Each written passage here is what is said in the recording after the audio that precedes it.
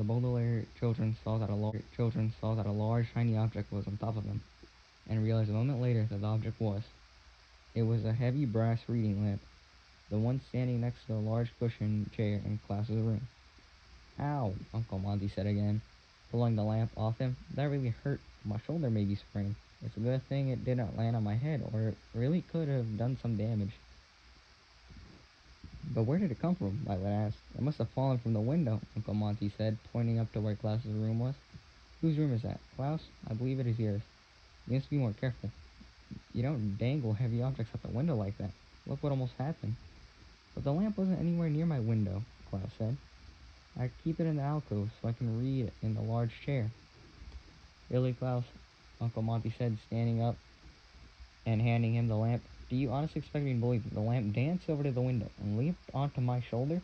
Please put this back in your room in a safe place, and we'll say no more of it. But, Klaus said, but his older sister interrupted him. I'll help you, Klaus, Violet said. We'll find a place for it where it's safe. Well, don't be too long, Uncle Monty said, rubbing his shoulder. We'll see you in the reptile room. Come, Sonny.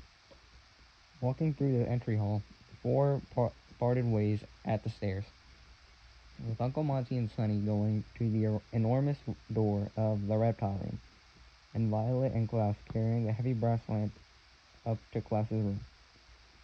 You know very well, Klaus hissed to his sister, that I was not careless with this lamp. Of course I know that, Violet whispered. But there's no use in trying to explain that to Uncle Monty. He thinks Stefano is a herpetological spy. You know as well as I do that Stefano was responsible for this. How clever of you to figure that out, said a voice at the top of the stairs. Violet and Klaus were so surprised, they almost dropped the lamp. It was Stefano, or if you prefer it, was Count Olaf. It was Stefano, or if you prefer it, was Count Olaf. Olaf. It was the bad guy. But then you've always been clever children, he continued, a little too clever for my taste. But you won't be around for long, so I'm not troubled by it.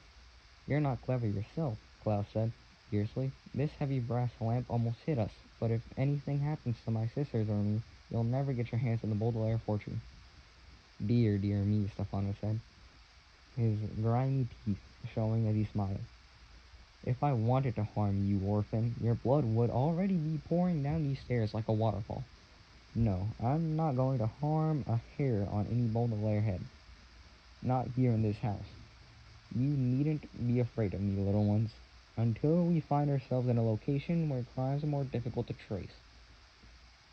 And where would that be? Violet asked. We plan to stay here until we grow up. Really? Stefano said in that sneaky, sneaky voice. I had the impression we were leaving the country tomorrow. Uncle Monty tore up your ticket, Klaus replied triumphantly. He was suspicious of you, so he changed his plans, and now you're not going with us. Stefano's smile turned into a scowl, and his stained teeth seemed to grow bigger. His eyes grew so shiny that it hurt Violet and Klaus to look at them. I wouldn't rely on that, he said, in a terrible, terrible voice. Even the best plans can change if there's an accident. He pointed one spiky finger at the brass reading lamp. And accidents happen all the time. End of chapter 5.